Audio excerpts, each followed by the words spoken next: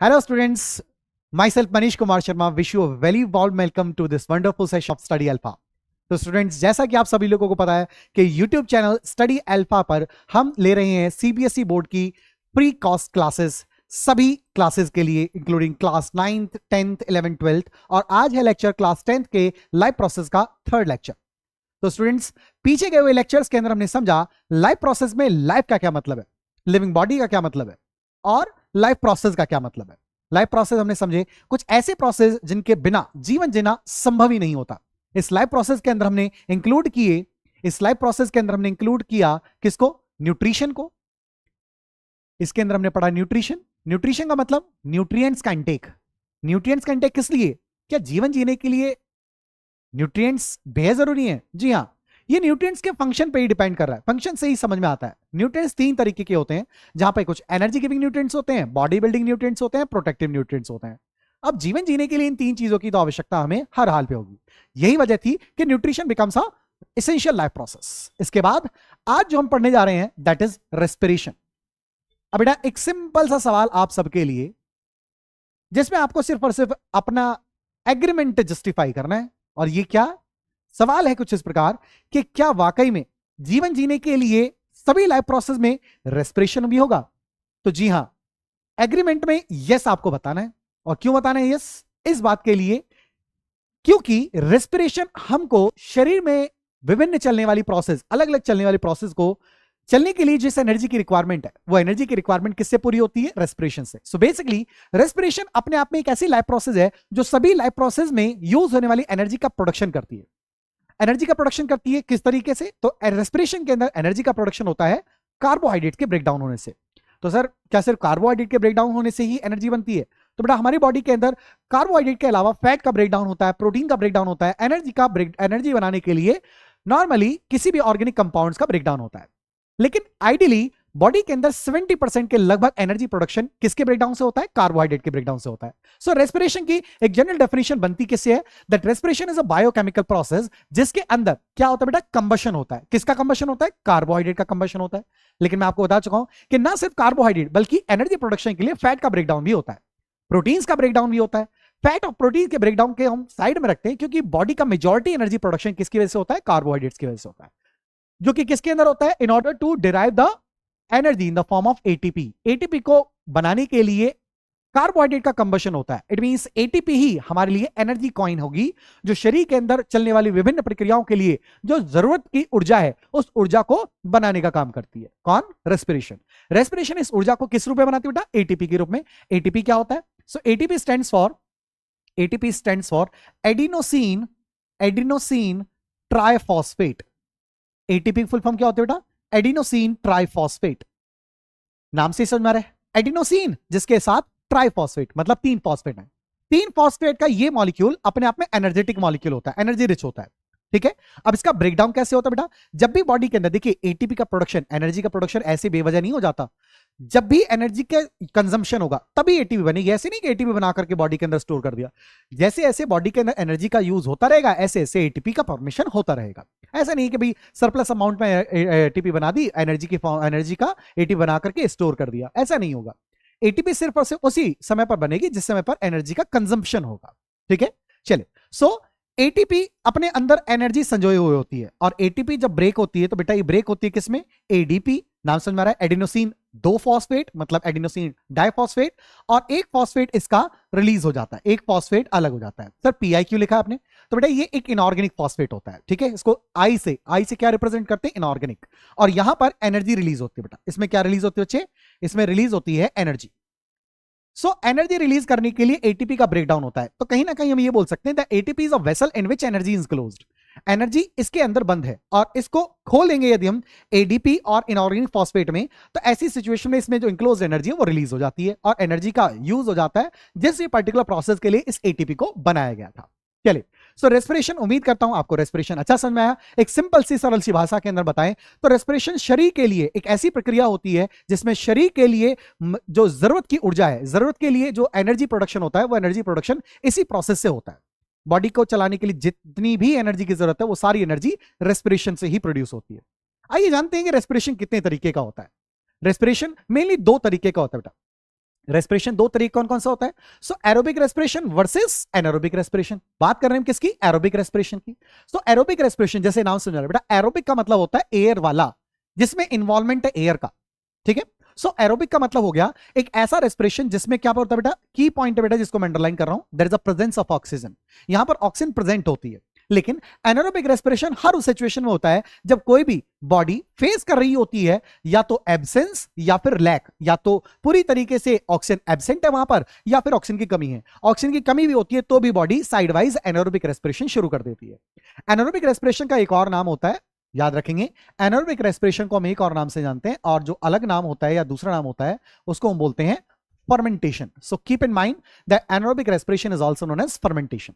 बात करते हैं बेटा दूसरा point of difference. Aerobic respiration के अंदर 38 एटीपी बनते हैं एक ग्लूकोज मॉलिक्यूल के कंबस्ट होने पर। एक ग्लूकोज के मॉलिक्यूल के कंबस्ट होने पर 38 एटीपी का प्रोडक्शन होता है। वहीं बात करें एनारोबिक रेस्पिरेशन के अंदर तो यहां पर सिर्फ और सिर्फ 2 एटीपी का प्रोडक्शन होता है, मात्र 2 एटीपी बनती है, ठीक है। तो आप खुद समझ पा रहे हैं कि ज्यादा एफिशिएंट अमाउंट की एनर्जी कौन सी है? कौन सी है? एरोबिक रेस्पिरेशन है। एरोबिक रेस्पिरेशन में 38 एटीपी बन रहे हैं, जबकि एनारोबिक रेस्पिरेशन के अंदर सिर्फ 2 एटीपी बन रहे हैं। तो यदि हम कंपैरिजन करें तो एनारोबिक के कंपैरिजन में जो एरोबिक रेस्पिरेशन है 19 टाइम्स एनर्जी प्रोड्यूस ज्यादा कर रहा है, 19 टाइम्स ज्यादा एनर्जी प्रोड्यूस कर रहा है। देखो 2 और 38, ठीक है। चलिए बात करते हैं बेटा, जो एरोबिक रेस्पिरेशन है ये साइटोप्लाज्म और माइटोकॉन्ड्रिया में होता है। किसमें? साइटोप्लाज्म में, सेल के साइटोप्लाज्म में होता है और माइटोकॉन्ड्रिया में होता है। जबकि एनारोबिक रेस्पिरेशन पूरी तरीके से कहां होता है बच्चे? ये पूरी तरीके से कहां होता है? साइटोप्लाज्म में, सिर्फ और सिर्फ साइटोप्लाज्म में होता है। ये डिफरेंस बेहद जरूरी है आप सभी के लिए जानने के लिए, बहुत इंपॉर्टेंट है ये, मैं इसको मार्क कर रहा हूं, important. So what is the basic difference between aerobic and anaerobic respiration we have studied so far is कि पहला aerobic respiration ऑक्सीजन के प्रेजेंस में होगा, जबकि एनारोबिक रेस्पिरेशन ऑक्सीजन की एब्सेंस होते में या फिर ऑक्सीजन की कमी होते समय, लैक होते समय ही क्या हो जाएगा? शुरू हो जाएगा। एरोबिक रेस्पिरेशन में जब एक ग्लूकोज का मॉलिक्यूल पूरी तरीके से कंबस्ट होता है तो लगभग 38 एटीपी प्रोडक्शन होता है। वहीं एनारोबिक रेस्पिरेशन के अंदर यहां पर यह एनर्जी प्रोडक्शन से 2 एटीपी का होता है।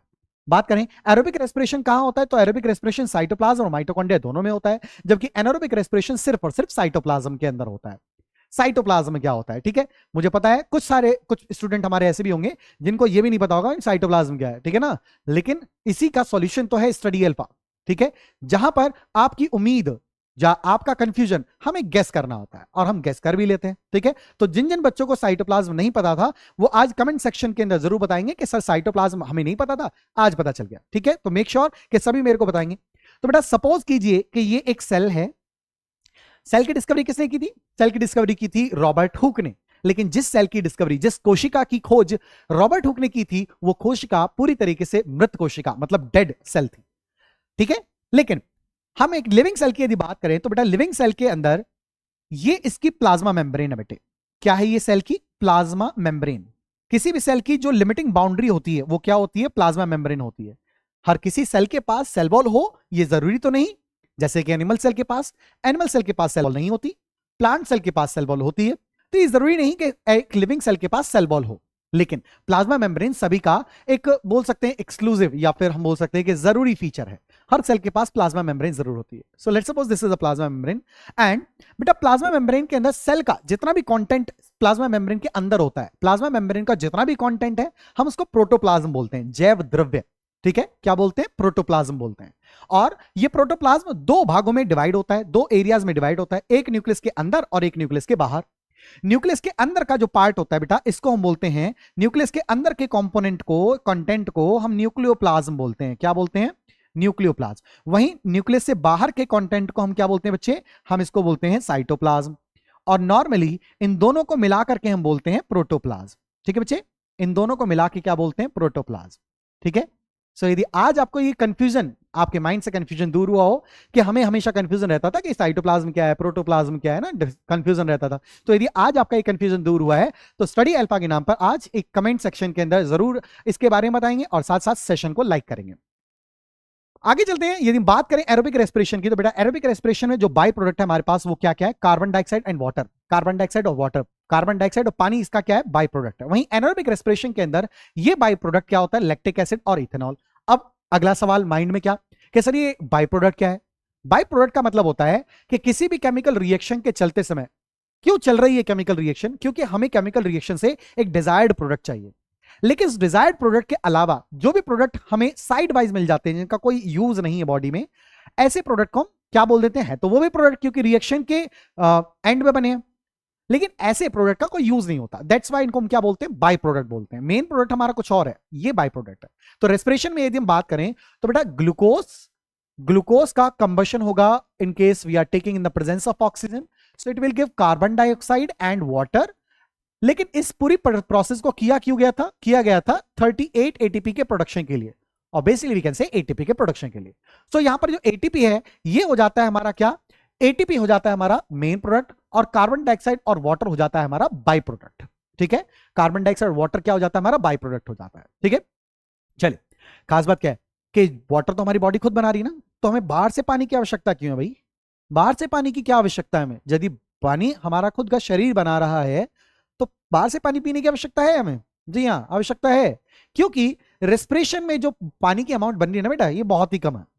लगभग पूरे दिन में, पूरे 24 घंटे के दिन में, है ना, 24 घंटे के पूरे दिन में, 24 घंटे के पूरे समय काल के अंदर लगभग 400 ml पानी बनता है सर। और ये 400 ml हमारी बॉडी के लिए तो काफी नहीं, जानते हैं आप, क्योंकि इसमें बहुत बड़ी अमाउंट में पानी वेपर फॉर्म में निकल जाता है।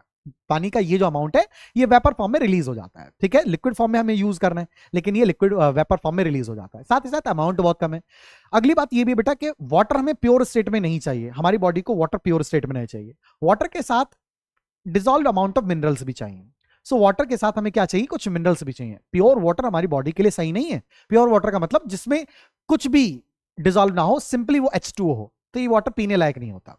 ठीक है, ऐसे वाटर को हम डीमिनरलाइज्ड वाटर बोलते हैं। ठीक है ना, लेकिन हमें कौन सा वाटर चाहिए, मिनरल वाटर। ठीक है, देखा होगा ना बिस्लरी की बॉटल पे लिखा होता है मिनरल वाटर, तो हमें कौन सा वाटर चाहिए, मिनरल वाटर चाहिए। डीमिनरलाइज्ड वाटर हमारी बॉडी के लिए सही नहीं होता।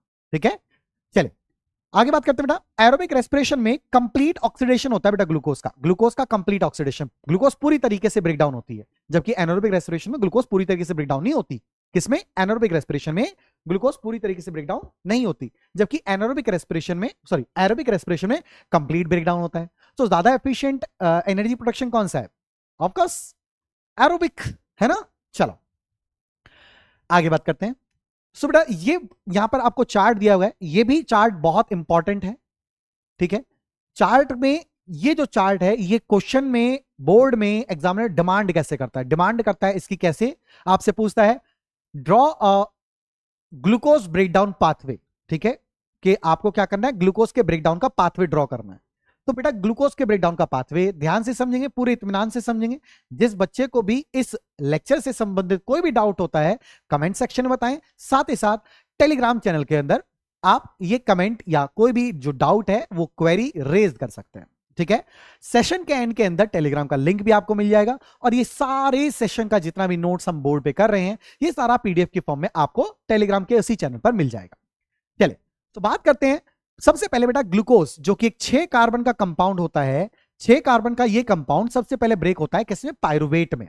ध्यान रखेंगे, कंफ्यूज नहीं होंगे, बुक्स में पायरुविक एसिड भी दिया होता है, पायरुवेट भी दिया होता है। बेटा किसी भी एसिड का जो आयनिक फॉर्म होता है उसके नाम के पीछे 8 लगा होता है ना। जो ऑर्गेनिक एसिड होते हैं उनके नाम के पीछे क्या लग जाता है, 8 लग जाता है। ठीक है, या नॉर्मली सभी एसिड के नाम के पीछे 8 लग जाता है जब उसके H+ आयन रिलीज हो जाते हैं। For example let's say lactic acid becomes lactate, है ना, citric acid becomes citrate, malic acid becomes malate. In the same manner, pyruvic acid is also known as pyruvate. Pyruvic acid को ही हम क्या नाम देते हैं बेटा, pyruvic acid को ही हम नाम देते हैं pyruvate. ठीक है, so pyruvic acid is also known as pyruvate. ठीक है, आप कंफ्यूज ना हो कि भाई किसी बुक में तो ये दे रखा है, सर ने ये बता दिया। ठीक है, तो कंफ्यूज ना हो बेटा। ये जो पायरुवेट होता है ये कितने कार्बन का कंपाउंड होता है, ये होता है बेटा 3 कार्बन का कंपाउंड। एक पायरुवेट 3 कार्बन का कंपाउंड होता है। तो कमेंट सेक्शन में जल्दी फटाफट से बताएंगे। जैसे ही आपने ये लेक्चर सुना और लेक्चर के अंदर ये क्वेश्चन सुना, तुरंत लेक्चर को पॉज करके पहले कमेंट सेक्शन के अंदर इसका आंसर लिखें कि यदि ग्लूकोज 6 कार्बन का है और ग्लूकोज से बनने वाले पायरुवेट 3 कार्बन के हैं, तो बताइए एक ग्लूकोज मॉलिक्यूल से कितने पायरुवेट के कंपाउंड बनेंगे, या पायरुवेट के मॉलिक्यूल्स कितने बनेंगे। एक ग्लूकोज मॉलिक्यूल से पायरुवेट के कितने मॉलिक्यूल बनेंगे, यदि एक ग्लूकोज मॉलिक्यूल में 6 कार्बन है और पायरुवेट में 3 कार्बन है। चलिए बेटे ये पर्टिकुलर प्रोसेस ग्लूकोज का पायरुविक एसिड में या पायरुवेट में ब्रेक डाउन होने का ये प्रोसेस कहां चलता है बेटा, ये चलता है कहां पर, साइटोप्लाज्म के अंदर। कहां होता है ये वाला प्रोसेस, ये वाला प्रोसेस होता है साइटोप्लाज्म में। और साइटोप्लाज्म में चलने वाले इस प्रोसेस के अंदर आपको मिल जाती है बेटा, आपको मिल जाती है यहां पर 2 ATP। इसका मतलब यदि ये एरोबिक रेस्पिरेशन होता तो एरोबिक रेस्पिरेशन के 38 एटीपी में से 2 एटीपी तो पहले स्टेप में ही बन गए, ठीक है, 2 एटीपी पहले स्टेप में बन गए। इसके बाद ये पायरुवेट कहां जाता बेटा, ये पायरुवेट जाता है किसमें, माइटोकॉन्ड्रिया में। ये पायरुवेट बेटा किसमें जाएगा, माइटोकॉन्ड्रिया में जाएगा। और माइटोकॉन्ड्रिया अब इस एक पायरुवेट को ब्रेक करेगी, और ब्रेक करने के बाद एक पायरुवेट से लगभग 18 एटीपी बनाएगी बेटा, ठीक है। अगेन कितने पायरुविक एसिड बनेंगे इसका हिंट मैंने आपको दिया है, एक पायरुविक एसिड से 18 एटीपी बनेंगे, तो 36 एटीपी कितने पायरुवेट से बनेंगे, तो 36 यहां पर, 2 यहां पर, बन गए ना 38 ATP, total 38 ATP. So mitochondria के अंदर ये पायरुविक एसिड क्या होगा, आगे ब्रेक डाउन होता, ठीक है। हालांकि लंबा प्रोसेस होता है। बॉडी के अंदर देखिए मदर नेचर ने कितना बॉडी को डिजाइन, एक वेल डिफाइंड डिजाइन मैनर में बनाया है, क्या कि ग्लूकोज से जब 38 एटीपी बनते तो एक स्टेप में नहीं बनते, ठीक है। एनर्जी बनाने का प्रोसेस तो बेटा एक स्टेप में, आग लगाओ एनर्जी प्रोडक्शन हो जाएगा, लाइट की फॉर्म में, हीट की फॉर्म में। लेकिन बॉडी इस तरीके से एनर्जी नहीं बनाती, बॉडी बहुत कंट्रोल्ड मैनर में इस एनर्जी को बनाती है। 38 एटीपी का ये जो प्रोडक्शन है ये कई हिस्सों में बनता है। पहले 2 एटीपी बनेंगी, उसके बाद अलग मान लीजिए एक्स एटीपी बनेंगे, फिर वाई एटीपी बनेंगे, फिर जेड एटीपी बनेंगी। X plus Y plus Z plus 2 becomes 38। ऐसा नहीं कि एक स्टेप में, सिंगल स्टेप में 38 एटीपी बन गए, ठीक है। सो लिमिटेड, या फिर हम बोल सकते हैं एक कंट्रोल्ड मैनर में ग्लूकोज का कंबशन होता है बॉडी के अंदर। अदरवाइज सोचिए एक ग्लूकोज के मॉलिक्यूल के जलने पर 38 एटीपी बनती है, तो बॉडी में पता नहीं कितने ग्लूकोज मॉलिक्यूल एक प्रति सेकंड जल रहे होते हैं। हा? मैं आपके सामने लेक्चर दे रहा हूं और ये बोर्ड पर ये सभी चीजें लिख रहा हूं, बोल रहा हूं, तो सोचिए बॉडी के अंदर कितनी एनर्जी प्रोडक्शन हो रही है। लेकिन ये एनर्जी प्रोडक्शन ग्लूकोज के सिंगल स्टेप कंबशन से नहीं होती, एक सिंगल स्टेप में, एक चुटकी भर के समय में नहीं जल जाती है, इसको जलने में समय लगता है। और ये कंट्रोल्ड मैनर में, एंजाइमेटिक रिएक्शंस में ये कंट्रोल्ड मैनर में एंजाइम के द्वारा कंट्रोल्ड होती है ये। नहीं तो 38 एटीपी एक ग्लूकोज से जब बन रही है तो हो सकता है कि बॉडी के अंदर इतनी हीट बन जाए कि बॉडी को आग लग जाए। इस तरीके से जब कभी भी फिनोमेना होता है कि बॉडी का जो रेस्पिरेशन है, जो कंबशन है, ये अनकंट्रोल हो जाए, इसको हम स्पॉन्टेनियस कंबशन बोलते हैं। बॉडी में आग लग जाती है इससे, ठीक है, गूगल कीजिएगा इसको, बॉडी में आग लग जाती है, इस फिनोमेना को स्पॉन्टेनियस कंबशन बोलते हैं। शुक्र है भगवान क्या कि हमें एंजाइम दी है, क्योंकि ये एंजाइम हमारी बॉडी को जलने से बचा लेती है रोजाना, और हमें पता भी नहीं होता है ना। चलिए, लेकिन माइटोकॉन्ड्रिया के अलावा ये प्रोसेस साइटोप्लाज्म में चल रहा होता है। लेकिन यदि बेटा ये प्रोसेस साइटोप्लाज्म में ही पड़ा रह जाए तो ऐसी कंडीशन में ये रेस्पिरेशन एनारोबिक हो जाता है। ये रेस्पिरेशन कौन सा हो जाता है बच्चे, ये रेस्पिरेशन पूरी तरीके से कैसा हो जाता है, एनारोबिक हो जाता है। तो यहां से बेटा ये पर्टिकुलर स्टेप जो है, ये वाला पर्टिकुलर स्टेप किसके लिए है, एनारोबिक रेस्पिरेशन के लिए है, ठीक है। ये किसके लिए हो गया, एनारोबिक रेस्पिरेशन और एनारोबिक रेस्पिरेशन। बेटा एनारोबिक रेस्पिरेशन में ये दोनों पर्टिकुलर स्टेप, चाहे वो प्रोडक्शन हो लैक्टिक एसिड का, चाहे वो प्रोडक्शन हो इथेनॉल का, ये दोनों ही प्रोडक्शन कहां पे होते हैं, साइटोप्लाज्म में होते हैं। कहां पर होते हैं बच्चे, ये पर्टिकुलर दोनों प्रोसेस कहां होते हैं, साइटोप्लाज्म के अंदर होते हैं। क्लियर। इसके अलावा बेटा ये जो लैक्टिक एसिड होता है ये कहां होता है, ये होता है बेटा एनिमल सेल में, एनिमल सेल, या फिर हम बोले मसल्स में, बॉडी की मसल्स में ये होने लगता है। वहीं इथेनॉल की बात की जाए तो बेटा ये प्लांट सेल में होता है। किस में होता है, प्लांट सेल में। अच्छा, अब समझ में आया कि घर के अंदर एक तुलसी का पौधा और घर के अंदर जो भक्तगण हैं वो लगभग 5, हर किसी ने एक एक लोटा पानी चढ़ाया। गमले में पानी तो काफी ज्यादा हो गया, पानी रुक गया, लेकिन गमले में पानी होने के बावजूद ये पौधा सूखने से क्यों मर गया, है ना। क्यों मर गया सूखने से, क्योंकि बेटा रूट्स रेस्पिरेशन करती हैं उस हवा के जरिए जो हवा मिट्टी के पार्टिकल्स के बीच में ट्रैप होती है, लेकिन आपने तो पानी भर दिया। ऐसी सिचुएशन में मिट्टी के पार्टिकल जहां पे हवा भरी थी उसको ऑक्यूपाई कर लिया किसने, पानी ने, तो मिट्टी की हवा बाहर निकल गई बबल्स बन के। तो अब रूट का रेस्पिरेशन ऑक्सीजन की एब्सेंस में होगा। ऑक्सीजन की एब्सेंस में यदि रेस्पिरेशन होगा तो प्लांट की सेल में क्या बन जाएगा बेटा, यस, इथेनॉल। प्लांट की सेल में क्या बन जाएगा, इथेनॉल। और इथेनॉल प्लांट के लिए टॉक्सिक होता है, प्लांट की डेथ हो जाती है ना। एक अमेजिंग फैक्ट आज आपको पता चला कि गमले में पानी होने के बावजूद गमला सूखने के कारण कैसे मर गया। भाई प्लांट सूखता तो तब है ना जब उसको पानी की कमी महसूस हो या उसके पास पानी की कमी हो, लेकिन यहां पे तो पानी ज्यादा है, तो पानी ज्यादा होने के बावजूद भी प्लांट की डेथ सूखने से क्यों हो गई, ये आज आपको पहली बार पता चला। ठीक है, चले, तो बेटा ये ध्यान रखेंगे, this is the breakdown pathway of glucose. Glucose breakdown pathway इसको बोलते हैं, ठीक है, बहुत इंपॉर्टेंट है। क्या बोलते हैं इसको, इसको हम बोलते हैं ग्लूकोज ब्रेकडाउन पाथवे, इसको बोलते हैं ग्लूकोज ब्रेकडाउन पाथवे। ठीक है, ग्लूकोज ब्रेकडाउन पाथवे इसको बोलते हैं, ध्यान रखेंगे इसको। माइटोकॉन्ड्रिया में ये पर्टिकुलर स्टेप होगा, बाकी किस में होगा, साइटोप्लाज्म में। तो यहां से सीधा पूरा प्रोसेस होगा साइटोप्लाज्म में। और बेटा ध्यान रखेंगे, लैक्टिक एसिड वाटर बनते समय कोई एटीपी नहीं बनेगी। जितनी एटीपी बननी है वो पहले स्टेप में बन गई। कितनी एटीपी बन गई? ये बन गई। यहां पर कितनी एटीपी बेटा? 2 एटीपी, बस इतनी एटीपी बनती है एनारोबिक रेस्पिरेशन में। एरोबिक रेस्पिरेशन में स्टेप्स और आगे होते हैं, दैट्स वाई उसमें एनर्जी का प्रोडक्शन आगे चलता रहता है। ठीक है, सो ये माइटोकॉन्ड्रिया में और ये दोनों किसमें? साइटोप्लाज्म में। ठीक है, चले आगे चलते हैं, बात करते हैं बेटा रेस्पिरेशन यदि ये है तो ब्रीदिंग क्या है ना? ब्रीदिंग क्या है एक्चुअल में? सो ब्रीदिंग का मतलब होता है बेटा रेस्पिरेशन अपने आप में, या फिर बोले ब्रीदिंग रेस्पिरेशन का एक स्टेप है। बॉडी के अंदर कार्बोहाइड्रेट के कंबशन के लिए आपको ऑक्सीजन की जरूरत होती है। ये ऑक्सीजन आपको हवा से मिलती है। जब रेस्पिरेशन हो जाता है ऑक्सीजन की प्रेजेंस में तो बॉडी में कार्बन डाइऑक्साइड बनती है। अब ये कार्बन डाइऑक्साइड आपकी बॉडी के लिए वेस्ट है। सो कार्बन डाइऑक्साइड को बाहर निकालना और ऑक्सीजन को इनहेल करना, ये अपने आप में एक फिजिकल प्रोसेस है। और एक इसी फिजिकल प्रोसेस का नाम क्या है? इसी फिजिकल प्रोसेस का नाम ब्रीदिंग है। सो ब्रीदिंग क्या हुई? ब्रीदिंग अपने आप में एक्सचेंज है किसका? रेस्पिरेटरी गैसेस का, ताकि रेस्पिरेशन की जो डिमांड है उसको पूरा किया जा सके। रेस्पिरेशन की क्या डिमांड है? रेस्पिरेशन की डिमांड है कि उसको ऑक्सीजन चाहिए और CO2 कोई ले जाने वाला चाहिए। तो ऑक्सीजन और कार्बन डाइऑक्साइड का यही एक्सचेंज अपने आप में ब्रीदिंग कहा जाता है। ध्यान रखें बेटा, ब्रीदिंग अपने आप में एक फिजिकल प्रोसेस है। ये कोई केमिकल प्रोसेस नहीं है, इसमें कोई केमिकल रिएक्शन नहीं होता। केमिकल रिएक्शन नहीं होता। क्या बात कर रहे हैं सर? केमिकल रिएक्शन क्यों नहीं होगा? ऑक्सीजन हीमोग्लोबिन के साथ बाइंड होगा, और हमने तो पढ़ा है केमिस्ट्री में कि ऑक्सीजन का बाइंड होना तो ऑक्सीडेशन है ना?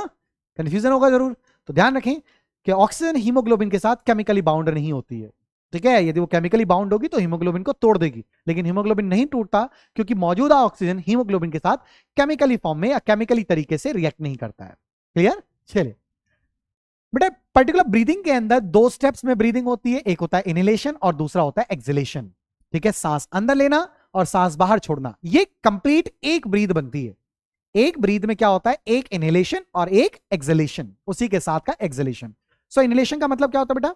Intake of air. Intake of air. ठीक है, ऑक्सीजन नहीं लिखूंगा मैं, आप भी नहीं मत लिखना। ऐसे थोड़ा ना है कि हमारा रेस्पिरेटरी सिस्टम हवा में से 21% ऑक्सीजन को सेपरेट करके इनहेल करेगा। No, we can't do so. हम ऐसा नहीं कर सकते, है ना? सो हमें इनहेल करना है क्या? Air. So intake of air is known as inhalation, while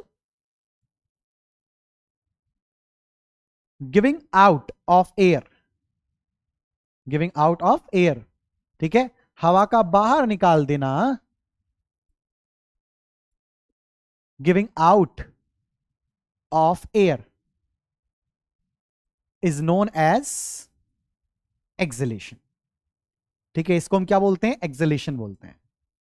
ठीक है बेटा, ब्रीदिंग हमारी बॉडी में 2 मसल्स करती हैं, या 2 मसल्स ब्रीदिंग में हेल्प करती हैं। ठीक है, कौन कौन सी? सो ब्रीदिंग को असिस्ट करने वाली मसल, ठीक है, तो हम क्या बोलेंगे? Muscles that help in breathing. सांस लेने में, श्वसन क्रिया के अंदर जो मसल्स हैं, कौन कौन सी मसल्स हेल्प करती हैं? तो बेटा नंबर 1 कौन सी? Number 1 diaphragm,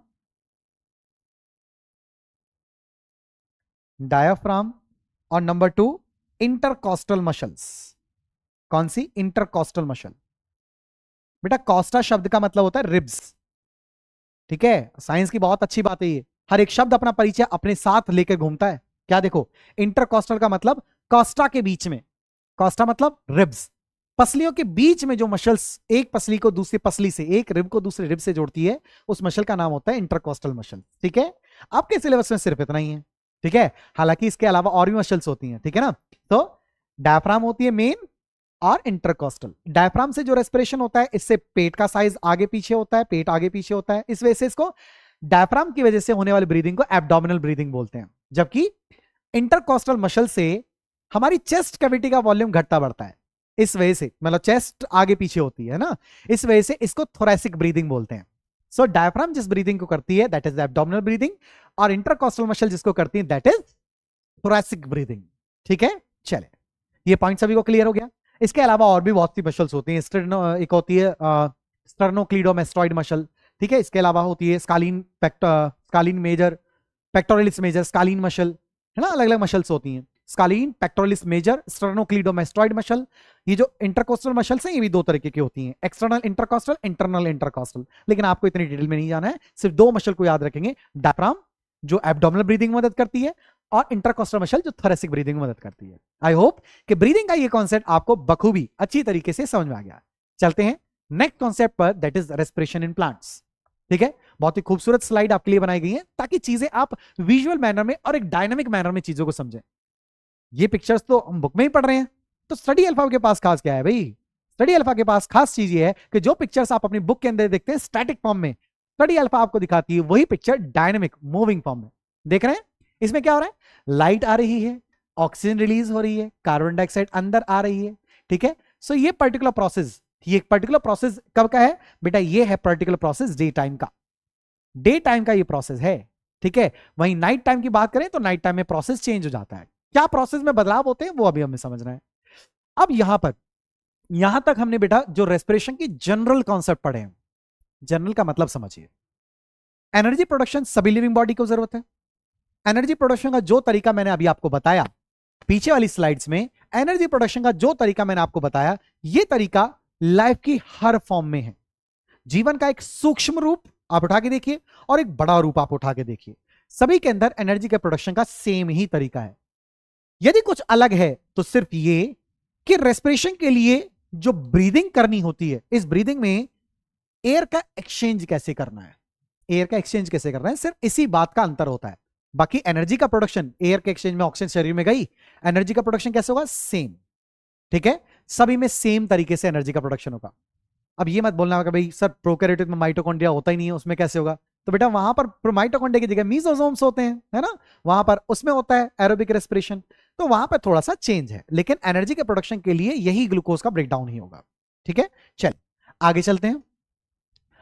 so respiration in plants में आप ध्यान रखेंगे कि हम नहीं पढ़ रहे हैं कि gases exchange, sorry, energy production कैसे होता है, क्योंकि एनर्जी प्रोडक्शन सब में सेम है।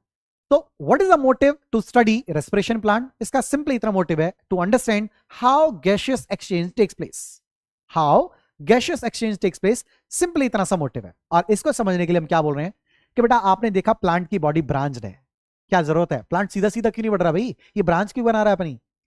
तो प्लांट के पास अपनी कहानी है। मैंने प्लांट से पूछा कि भाई ब्रांच स्ट्रक्चर क्यों, तो प्लांट ने बोला कि भाई मेरे पास जितने पार्ट हैं इन सब की अपनी अपनी रेस्पिरेशन के लिए गैसेस डिमांड है इनकी, भाई सबको ऑक्सीजन चाहिए, तो मैं हर किसी को ऑक्सीजन दे सकूं इसके लिए मेरे पास कोई डेडिकेटेड ऑर्गन सिस्टम नहीं है। जैसे हमारे पास है ना रेस्पिरेटरी सिस्टम, ऐसे प्लांट के पास कोई डेडिकेटेड ऑर्गन सिस्टम नहीं है। तो प्लांट ने बोल दिया हर किसी पार्ट से भाई तुम अपने लिए गैसियस एक्सचेंज अलग करना, तुम अलग करना, तुम अलग करना, तुम अलग करना। सबके लिए या सब जो भी गैसियस एक्सचेंज करेंगे वो अपना पर्सनल अलग सेपरेट करेंगे, उनको किसी और से मतलब नहीं है।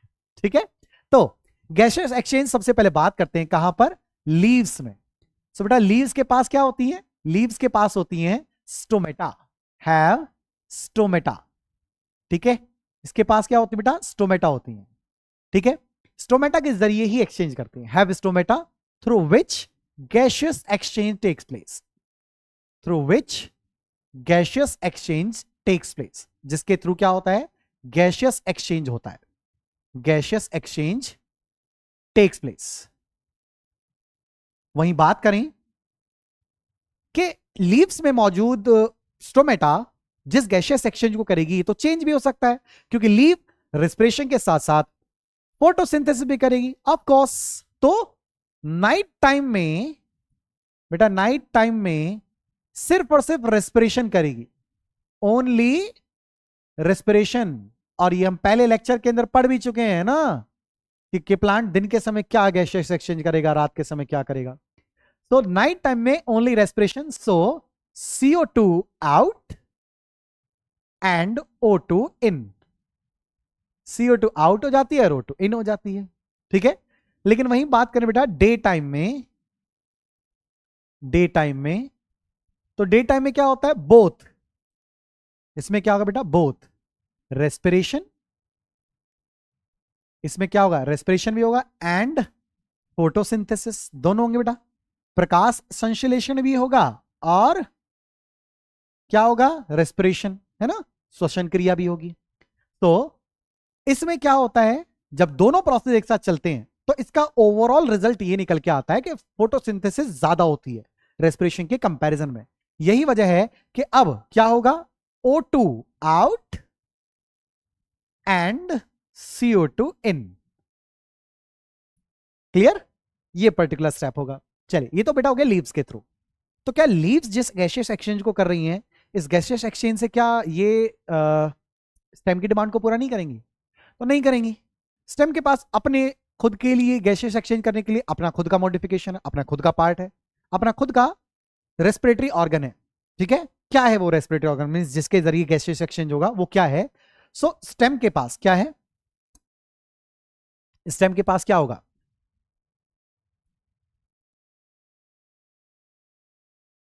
अरे कहां भाग गया? आ गया, जा भाई। ठीक है, चलो। तो क्या? अरे स्टेम, स्टेम यदि वुडी होती है तो इसके पास बेटा होते हैं लेंटिसेल्स। अब ये लेंटिसेल्स क्या होते हैं बेटा, ध्यान रखेंगे। Lenticels are the permanent open pore. क्या इसका मतलब स्टोमेटा परमानेंट ओपन पोर नहीं है? नहीं है बेटा। स्टोमेटा का जो ओपनिंग क्लोजिंग है डिपेंड करता है पानी के अमाउंट पर। पानी ज्यादा होता है या पानी ज्यादा सफिशिएंट मात्रा में होता है तो स्टोमेटा खुल जाते हैं, और पानी कम होता है तो स्टोमेटा के गार्ड सेल्स स्टोमेटल पोर को बंद कर देते हैं। तो लेंटिसेल्स परमानेंट ओपन पोर होते हैं जिसके थ्रू गैसियस एक्सचेंज होगा, और गैसियस एक्सचेंज में O2 in and CO2 out. लेकिन कुछ प्लांट बेटा ऐसे होते हैं जिनके स्टेम के पास लेंटिसेल्स नहीं होते, उन स्टेम के पास भी स्टोमेटा होते हैं। यदि स्टोमेटा है तो अगेन वही गैसियस एक्सचेंज। बात करते बेटा किसकी? रूट्स की। तो बेटा रूट के पास क्या होते हैं? Roots have root hairs. Root के पास क्या होते हैं? रूट हेयर्स होते हैं। ठीक है, जो क्या करते हैं? विच ब्रीद थ्रू और which breathe air present in soil. Present in soil, मिट्टी में प्रेजेंट हवा में रेस्पायर करते हैं, ब्रीद करते हैं कौन? Root hairs.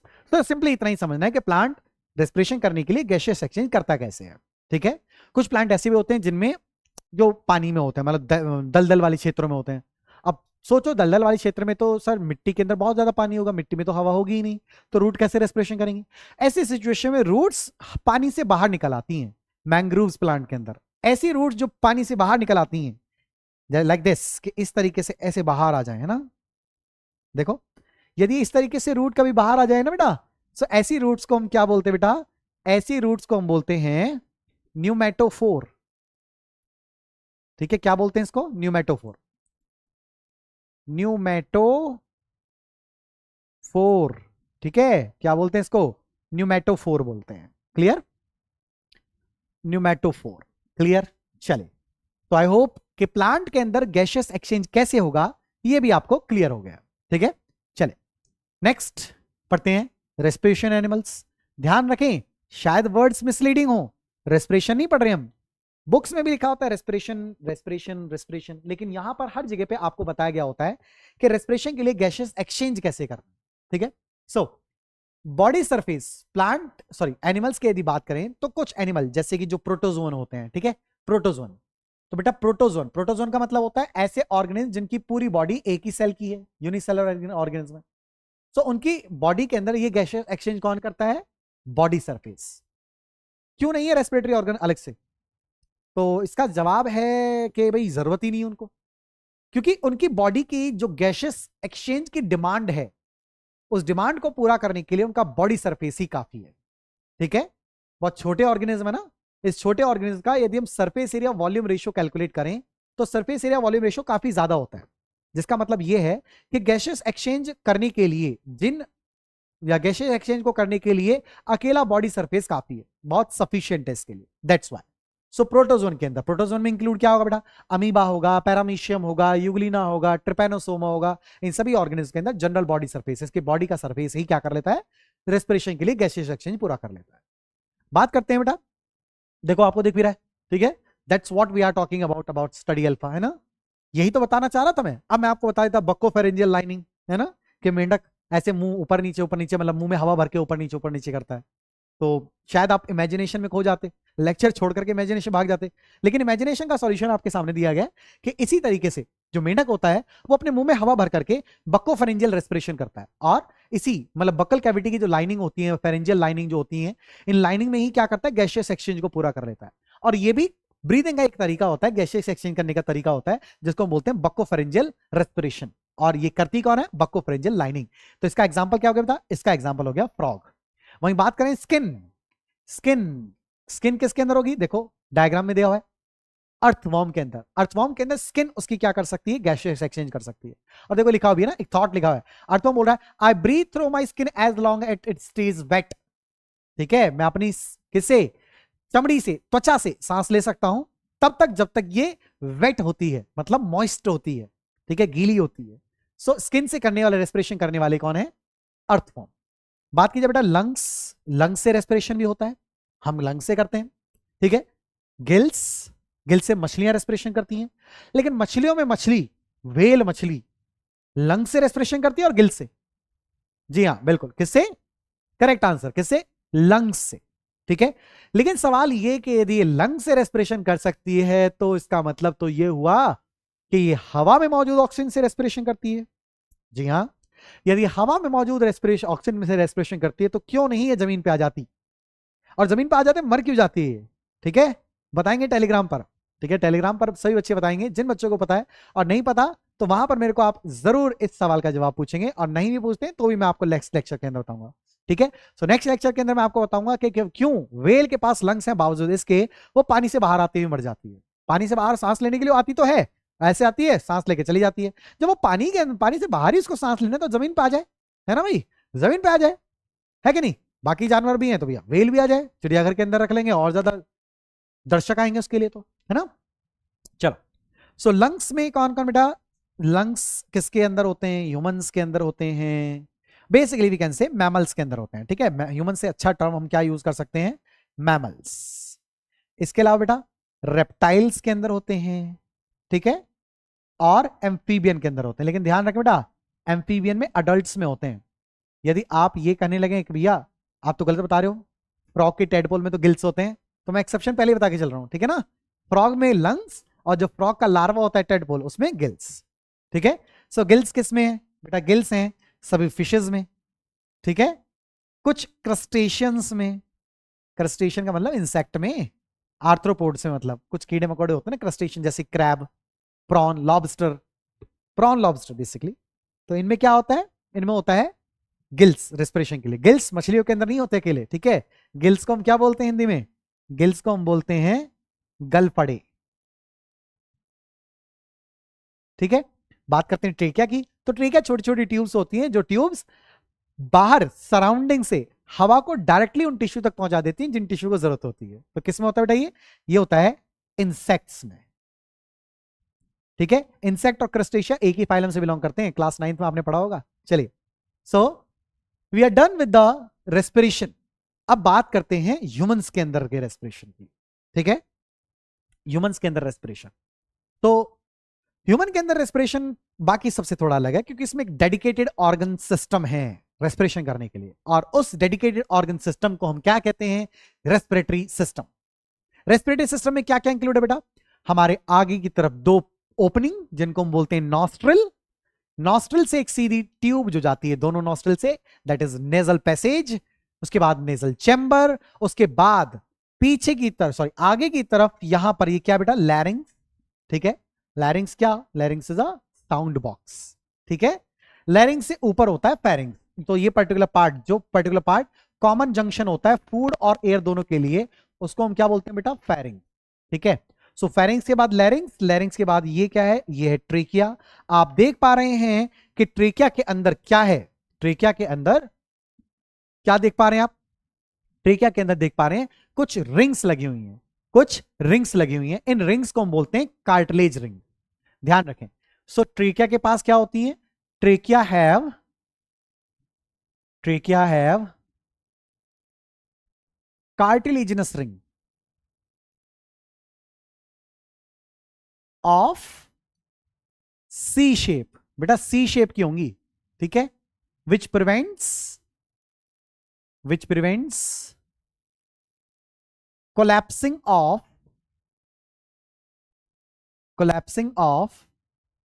Tracheal wall, which prevents collapsing of tracheal wall when there is less air.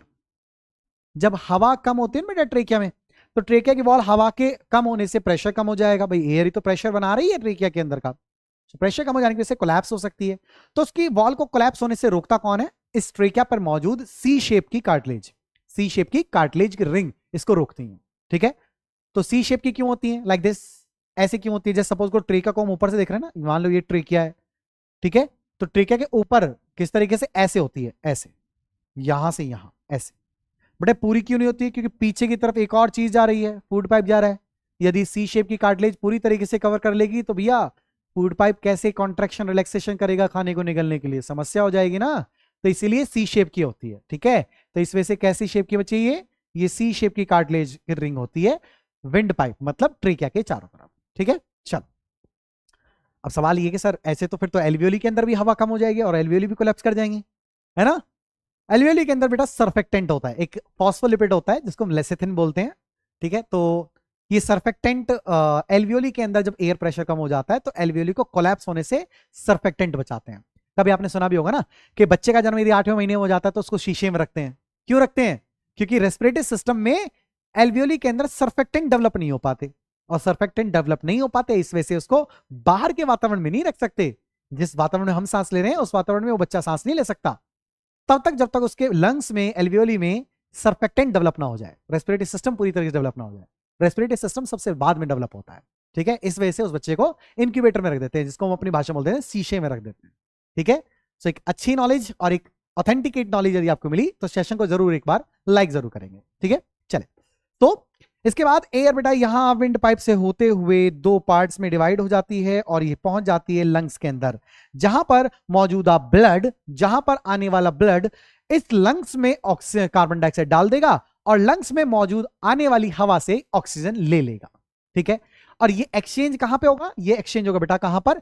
Alveoli में। ध्यान रखेंगे, गैसियस एक्सचेंज रेस्पिरेटरी सिस्टम के किस स्पॉट पे होगा?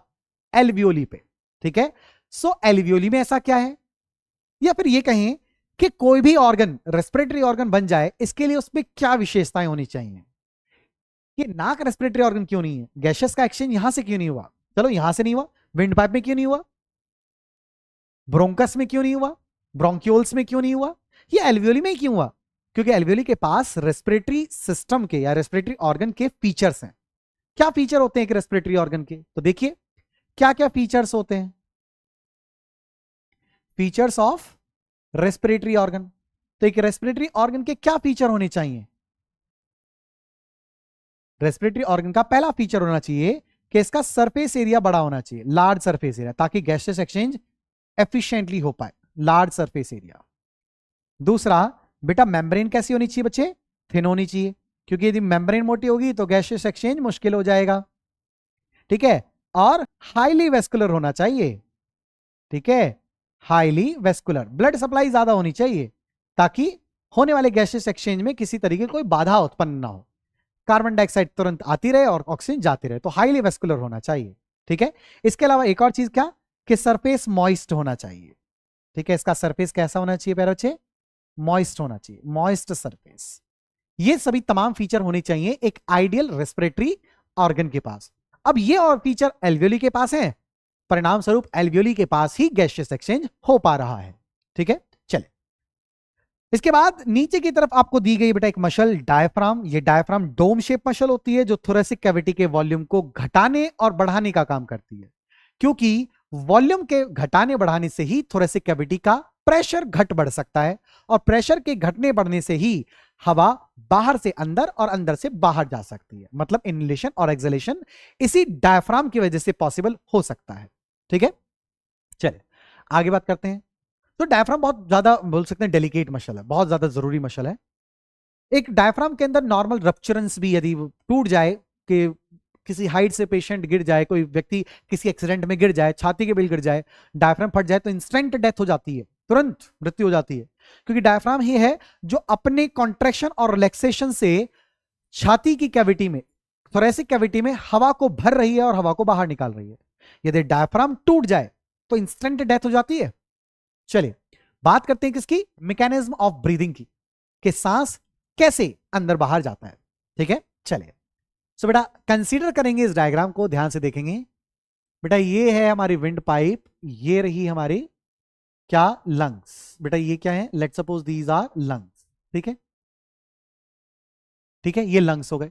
हालांकि जो लेफ्ट लंग होता है वो हमारा कंपैरेटिवली राइट लंग के कंपैरिजन में छोटा होता है। ठीक है बेटा, इसके नीचे यहां पर कौन सी मसल बचे, ये हो रही, ये रही डायफ्राम। और मान लेते हैं हम इसको आइसोलेट कैविटी बना देते हैं इसको। ठीक है, ये कैविटी हो गई। तो यदि सांस अंदर आना है, यदि सांस को अंदर आना है तो थोरेसिक कैविटी का वॉल्यूम बड़ा होना चाहिए। थोरेसिक कैविटी का वॉल्यूम बड़ा होगा तो क्या होगा, ध्यान से समझेंगे बेटा। आप एक रिलेशन को समझिए, यदि मैं वॉल्यूम बढ़ा दूं किसी स्पेस का तो उस पर प्रेशर घट जाता है, एयर प्रेशर घट जाता है। लेकिन यदि मैं उसका वॉल्यूम घटा दूं तो उसमें मौजूद एयर का प्रेशर बढ़ जाता है।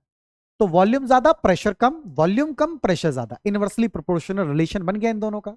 ठीक है, अब देखिए मान लीजिए कि इस पर्टिकुलर स्टेट से लंग्स इस स्टेट में पहुंच जाए, या थोरेसिक कैविटी इस पर्टिकुलर स्टेट में पहुंच जाए, ध्यान से समझेंगे, इस पर्टिकुलर स्टेट में पहुंच जाए। तो देखिए थोरेसिक कैविटी ऊपर से नीचे आ गई, जिसकी वजह से थोरेसिक कैविटी का वॉल्यूम पहले से बढ़ गया, है ना। ऐसे दूधिया कर देते हैं, दूधिया जो होते हैं दूध बेचने वाले ना, क्या कर देते हैं, जिस लीटर से दूध नापते हैं ना, उसका बेस होता है अंदर की तरफ पिचका देते हैं, क्योंकि अंदर की तरफ जैसे ही उसको पिचकाएंगे तो अंदर जो वॉल्यूम होगा वो घट जाएगा, है ना। तो आज जो मिल्क मैन होते हैं, दूधिया होते हैं, उनका सीक्रेट रिवील हो गया, है ना। उनका सीक्रेट क्या हो गया, रिवील हो गया, एक्सपोज हो गए आज। कैसे एक्सपोज हो गए, कि वो अपने लीटर जो जिससे वो दूध नापते हैं उसका बेस अंदर की तरफ पिचका देते हैं। जैसे वो अंदर की तरफ पिचकेगा तो वॉल्यूम जो मिल्क का होगा उसके अंदर कम हो जाएगा, वॉल्यूम कम। तो बेटा अभी वॉल्यूम कम था, अब वॉल्यूम क्या हो गया बेटा, ज्यादा। वॉल्यूम ज्यादा, प्रेशर कम। बेटा कम किसकी तुलना में, बाहर की हवा की तुलना में। बाहर की हवा का प्रेशर ज्यादा, इस वजह से ये बाहर वाली हवा तुरंत कहां भाग आती है, लंग्स के अंदर भाग जाती है। ठीक है, समझ में आया। 760 mmHg का बाहर का प्रेशर होता है, कितने, 760 mmHg। ठीक है जी, और वॉल्यूम को बढ़ा करके लंग्स का प्रेशर कितना कर लिया गया, 758 mmHg। ठीक है जी, कितना, 758 mmHg। तो 2 mmHg का डिफरेंस हो गया। इससे क्या होगा, बाहर का एयर प्रेशर अंदर की तुलना में ज्यादा है, तो बाहर की हवा तुरंत अंदर भाग जाएगी। थोड़ी देर बाद ये मशल वापस ऊपर पहुंच जाएगी। जैसे ही वापस ऊपर पहुंचेगी, जैसे ही ये वापस ऊपर पहुंचेगी तो अंदर का प्रेशर अब हो जाएगा 762 mmHg। ठीक है जी, कितना, 762, 762 mmHg।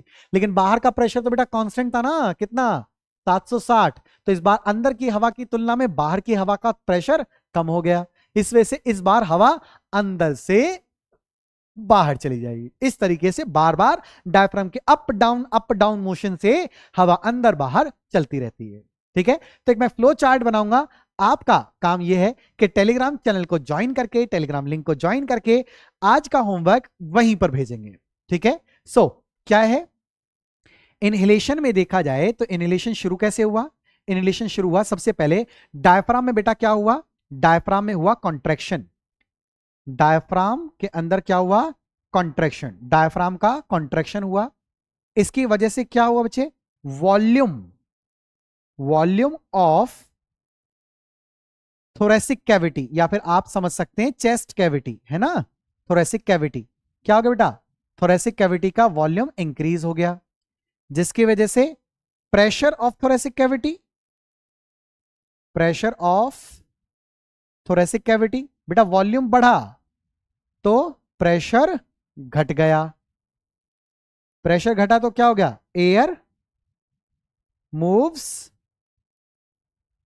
इनसाइड बॉडी या इनसाइड लंग्स। हवा तो भैया हाई प्रेशर से लो प्रेशर जाएगी, हाई प्रेशर कहां है, बाहर है। अंदर क्या हो गया, वॉल्यूम के बढ़ जाने से प्रेशर घट गया, और अंदर जैसे प्रेशर घटा बाहर की हवा अंदर आ गई। तो होमवर्क आपका यह है कि आपको यही फ्लो चार्ट एक्सलेशन के लिए बताना है।